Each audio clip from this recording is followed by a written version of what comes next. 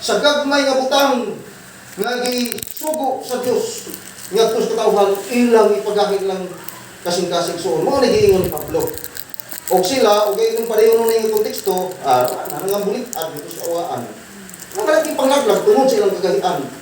Og sa ato pud karon igsuon nag-ingon man ang teksto nagipunting ni. Karong adlaw ini kabatin niyo sa tingog ayaw niyo paghiya. Igsuon kini nga teksto daghan nga mga pamaagi nga ang tingog sa Dios magapaabot nato personal. Usahay mo gamit og tao. Labas tanan ang Dios nagamit din balang usmatan. Usahay ang Espiritu Santo naggamit sa tong konsis sa tong hunahuna. Di ba? Kabantay mo igsuon nga sa diha nga mong santo sa huna nga murag na bitay buwan nga di ka ba naman supak naman na sa Ginoo.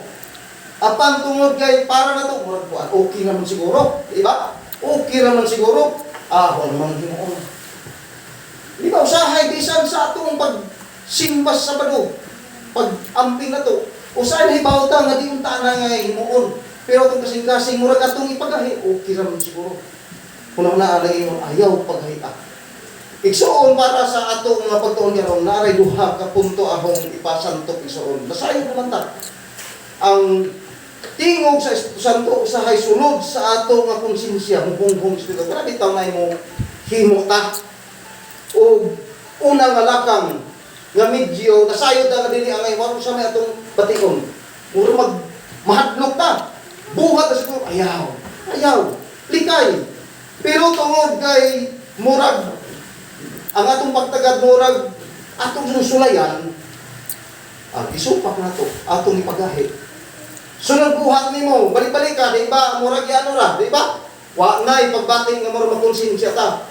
Kana ang Espiritu Santo nasubok na kay imong ipagahi ang diktas sa Espiritu Santo sa imong kinabuhi, no? Ni ay atong hisgutan iso duha ka punto. Na ay duha ka leader sa tilingban or sa kalibutan nga atong makita nga nagpagahi igsuon duha ra ka punto igsuon. Atong natun-an sa leksyon pero gusto na hunay punto lang ang hahaon igsuon nga atong tun-an karon unang punto. Kinira nga mga punto, humanane, unang mata. Atong oras din pila ra kami notong pagtuon, di naman yung padugay yung mensahe. 15, 20 pinakadugay. Igo na itong mga igsoon. Narin niya ang punto igsoon. Exodo Kapitulo 5, versikulo 2. Mao ni unang punto atong tunan igsoon nga ato puning pamalandungan kung saan ito pag-aplikar sa atong kinabuhi. No? Kapitulo 5, versikulo 1, 2. O kunya, niyato si Moises o si Aaron, kang Paraon, o sila miingon kaniya, si Jehovah, ang Diyos sa Israel, nag-ingon ini, tuguti, ang akong katawhan sa pagpalakaw, sa paghimong pista, alang ka na kung bitos kaming awan. Kani nga hangjok, gikan sa Diyos, nga gitro nga to sa iyang isubok na tao. Gikan sa Diyos isubok. Ang hangyo, tuguti ang ahong katawhan. Nga makahimo o pista, alang ka na kung bitos kaming awan. Kung inyong tanawon, kining hangyo, bugat or daan. Pero tuguti ra. Pasti pero, sige, amaurang ka na. Sige naman, nakaw rito. Maurang hangyo, pero unsay reaksyon, maunin din niya itong makita isoon. Gamay nga hangyo, apan unsay reaksyon sa gihangyuan. Naging sa dos, og si Paraon mitubag. Kinsa ba si Jehovah? Uy, pagkangilngig. Kinsa ba si Jehovah? Aron magpatalingog ako sa tingog. O magatugot ako sa pagbalakaw sa Israel, ako wala makaila kang Jehovah. Dili usap ako mutugot sa pagbalakaw sa Israel. Mao ni ang problema isuon. Problema ni Paraon sa diyang personal na kinabuhi. Kay si Paraon, wa man makaila sa nagsulti. Kaya wa mo kaila, di ko mutugot. Kaya watong tanaw sa previous sa itong mga leksyon, ang pangalan Paraon, Diyos na sa Ehipto nga, usa sa Diyos, kinaghan ba sa Diyos nito? Pila ganito? Kalimutan ko pila. 1.5. Oo, 1.5 kung nga Diyos.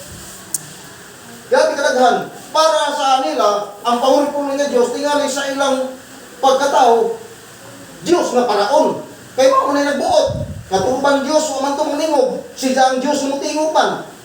Paraon, pulong, Diyos.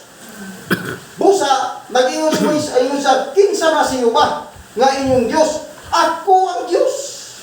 Delikado, wa makaila sa tinuod nga Diyos, kay para siya, siya may Diyos. Kinsa na siyo ba? Wa mo kailala. Ako, hari paraon, nga nagparaon, Diyos. Niining dako nga nason. Mao'y hinungdan, ngawa sa tugot. Wa makaila, hindi siya, ako wala makaila kang hiyuba. Hindi siya pagkumutugot sa pagpalakaw sa Israel. Usa ka dako nga problema sa gamay nga hangyo. Tungod kay ang hangyo sa Dios nga gipaagi sa iyang alagad si Moises, ang gihisulti nga makaila. Delikado ko bitang sa atong kinabuhi. Kung naay mo ko ang bitaw na ito mong hangyo, kung sa wata kaila, kung sa kaya itong reaksyon, mangingila, katakahana, kinsakahana, maunay problema sa usa ka tao. Kung ang tinuod ng pagkatawa, makaila sa Diyos nga sulti, pinaagi siyang alagad. Diba? Bakit ito? Kung yung tanong ng libro sa Exodus na ay 9 kabisis, nga hinghang Diyos mis tuguti, tungod sa iyong pagpagahi, daghan nga mga kadaot nga ming abot. Katong kadaot din ang dato sa sinugdan palamang kung itugutan ni Paraon. Ang paghangyo, o bisan mo siya makaila, o sige, kay inyo maghan ang Diyos, wahi kabisyon unta mahitabo sa ijang nasod. Apan, ngani, kung imong tanaw sa 9:27, nag-ingon pa siya diha nga, murag, hinsa, siyo ba mao ang matarong samtang kami uban sa katawan mga dautan nag-ila o sige yung tugot apan kadtong isang pagsulti matud pa pagkatamis paminaw nag-ila nga sila dautan samtang siyo ba mao ang matarong apan sa iyang pagsulti bukas sa iyang baba sa tinud-anay dili tinuod ang di sa iyang kasing kay manghihapon nga gipugnan no mauna ang mahitabo igsuon sa tao nga wa makaila sa Dios. Sa ato nga kinabuhi igsuon. Kani una nga punto itong ibaligid disputan. Sa ato personal, ato bang naila personal sumala sa balang kasulatan sa kamatuoran nga atong naangkon ang Dios nga atong ligaran si Ginoong Hesus ato bang naila kinsa si Ginoong Hesus sa atong kinabuhi ngano nagkalagad man tanin siya kay kun sa atong pagpangalagad igor ramang nalagad ta kay maunay nga na sa tinuod wa na to mailhi sa sul sa atong kasing-kasing usahay mahitabo nga atong kasing-kasing ato pong paghiom diba sa tinud-anay ang Dios nga atong giila ato bang giila nga mao na ang Dios biya kung atong tan-awon mga isuon mamalan do bitaw ko na mga punto isa man tutang tao ang Diyos nagtag-ut, nagpakita siyang hugma na to, kinsa man tanga gitagad ng muda.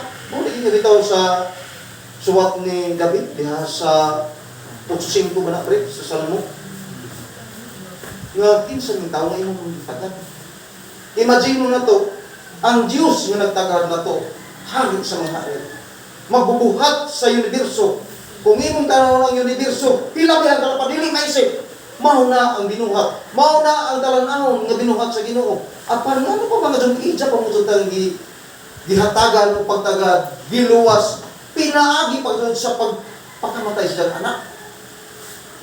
Di ba? Ing anak ta kabiling ng igsuon, ing anak ka may ugmao na Ginoo na to unsa, wa na to na panumalinga. Kinsa man ta nga makusahay pagsupak-supak ta sa panggamahanan sa Ginoo, sa pagtulungan sa Ginoo sa hayang ato o kuligon mo'y atong sundon inay ang pagtulungan sa Ginoo. Kinsa man ta. Pero ang Ginoo wa magpakita ni anak. Nagpakita siya ng kalulot nga gitagad ta gipaila, gihaw ka sa aron ta makaila sa Dios. Kung kita nakaila sa Dios. Dios nga gamahanan, Dios nga way aran kaniya nan ang atong kasing-kasing inig magkabati sa iyang tingog sa hung-hung sa Espiritu Santo, kinsa man tanong pag-ahi. Ginoo sundon ta. Di ba na panahon nga igsuon bisan sa panahon sa tigsimba. Sa unsa man nga simba, Miyerkules sa hay, di jud ka tagad, Biyernes, kay pupuso sa Sabado ra nga update para bagay. Usahay simba. Pero nakani mo ilog nga pagbati. Yung mo nga simba ko karon kay simba. Napoy maingon nga siningan. Pray dito sa Tagaytoy birthday. Nahitabo na ko sa Area Central kanang diction di man ingon nga ako ang so ingon nga atong gi kuan ako lang gihulag koy. Kaya bitaw bisis pa rin ila pamilya maatol gani nga na birthday kasi sila bugog na Mamirkulis man kung mabirni sa gabi wa ko dyan manin pakituka sa matupali pa rin ka unsa man na ang adlaw gihatag sa Ginoo nga ang hayunta nato atong pasdunggan ng Ginoo ato rang ipagahit kaya atong gibaylo niya lang unsa man nga nay mga importante makakarakaw igsoon sama ra tani paraon nga wa sa makaila kay ato pang ilang Ginoo uy iya mas Ginoo mao nang Ginoo nga nahigugman ako mao nang Ginoo nagtagab bisag ko dili tayo nga tagdon aho ni gagawin sa Ginoo nakaila kanang tong nakaila gud ta basta lang mo takod mutakog mga tao nga mga halangdon sa kalibutan.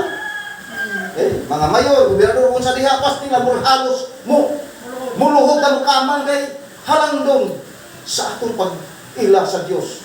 Nakaila ka ta. Sa diha ang nakaila ta di ito ay posible. Way lugar nga atong kasing-kasing atong paghahion. Naiingon ni Apostol Juan para atong makuha sa pag-ila. Naiingon ni Apostol Juan.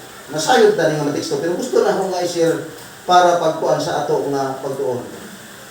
Ingon si Apostol Juan.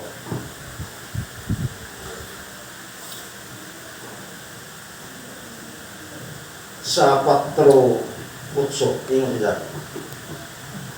Siya nga wala mahigugma, wala makaila sa Dios. Oh. Kay ang Dios gugma man. Ang pag-ila sa Dios pinagisgugma.